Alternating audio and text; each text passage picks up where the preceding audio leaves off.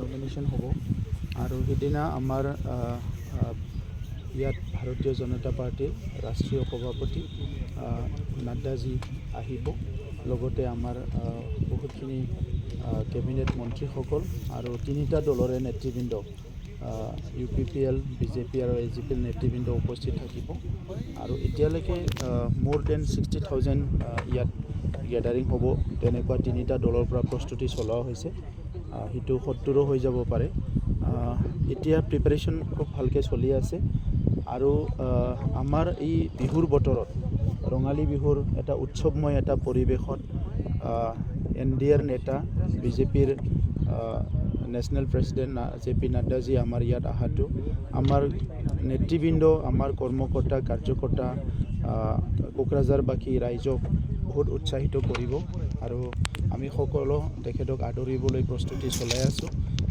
সেই দিনটো আমাৰ কাৰণে এটা ভাল দিন হ'ব ইফালে আমাৰ নমিনেশ্যন ইফালে নাড্ডাজীৰ প্ৰেজেন্স সেইটো আমাৰ যিটো কোকৰাঝাৰ লোকসভা সমষ্টিত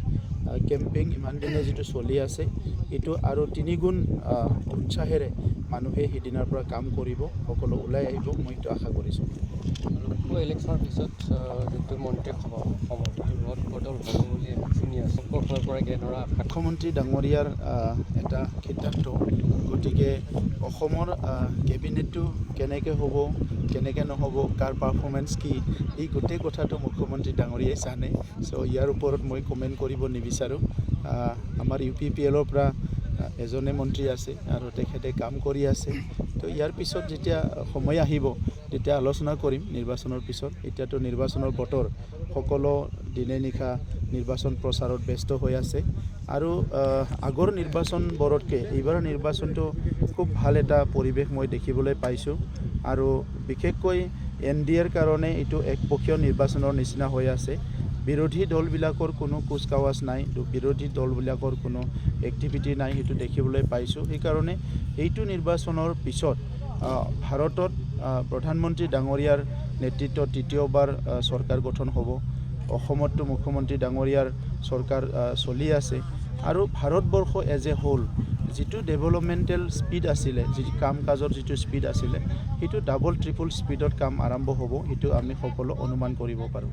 যেহেতু BJPৰ ৰাষ্ট্ৰীয় সভাপতি আপোনালোকে UPPL কেনেকৈ আশা কৰিছে চাওক UPPL হিচাপে আমি 2015 পৰা এই ক্ষেত্ৰখনত কাম কৰি আছোঁ আৰু সেইখিনি সময়ত BTR অঞ্চলৰ সেই সময়ত যি BTC অঞ্চলৰ যি পৰিৱেশ আছিলে হত্যা হিংসা ভয় ভীত কৰা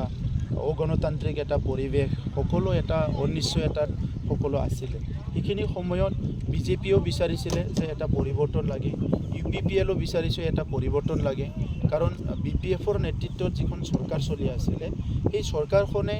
না ৰাইজৰ কাৰণে ভাল চিন্তা কৰিছিলে না উন্নয়নৰ কাৰণে চিন্তা কৰিছিলে না ছাত্ৰ ছাত্ৰীৰ কাৰণে চিন্তা কৰিছিলে না মহিলাসকলৰ না খেতিয়কৰ কাৰো কথা চিন্তা কৰা নাছিলে কেইজনমান মানুহ লগ লাগি কেনে ইয়াতে ৰাজতন্ত্ৰৰ নিচিনা চলাইছিলে তেখেতসকলে নিজৰ চিন্তাধাৰাৰে এটা দমন নীতি আৰম্ভ কৰিছিলে তো সেই সময়ত UPPLৰ সভাপতি UG ব্ৰহ্ম ডাঙৰীয়া আজি কেবিনেট মিনিষ্টাৰ BJPৰ সেই সময়ৰ নেতৃত্ব সকলো মিলি পেলাই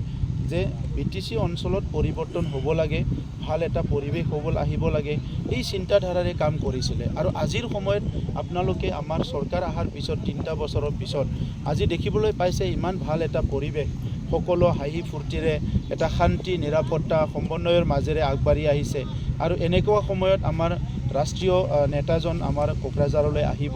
চ' ইয়াতকৈ আৰু আনন্দৰ কথা থাকিব নোৱাৰে গতিকে তেখেতে আহি আমাক অনাগত দিনত আৰু আমি কি কৰিব লাগিব কেনেকৈ আগবাঢ়ি যাম BTR অঞ্চলক লৈ পেলাই প্ৰধানমন্ত্ৰী ডাঙৰীয়াৰ মিছন গৃহমন্ত্ৰী ডাঙৰীয়াৰ মিছন আৰু আমাৰ মুখ্যমন্ত্ৰী ডাঙৰীয়াৰ মিছনৰ লগতে JP নাড্ডা ডাঙৰীয়া তেখেতৰ এটা দীঘলীয়া ৰাজনীতি এটা এক্সপিৰিয়েঞ্চ নেশ্যনেল লেভেলত তেখেতৰ যিটো দৃষ্টিভংগী চিন্তাধাৰাৰে আমাৰ কোকৰাঝাৰ অঞ্চলত BTR চৰকাৰ আমাৰ দলসকলে খুব শক্তিশালীভাৱে আকৌ কাম কৰি যোৱাত আমাৰ যথেষ্ট তেখেতৰ যি মাৰ্গদৰ্শন সেইটো আমাক সহায় কৰিব সেইটো আমি আশা কৰিছোঁ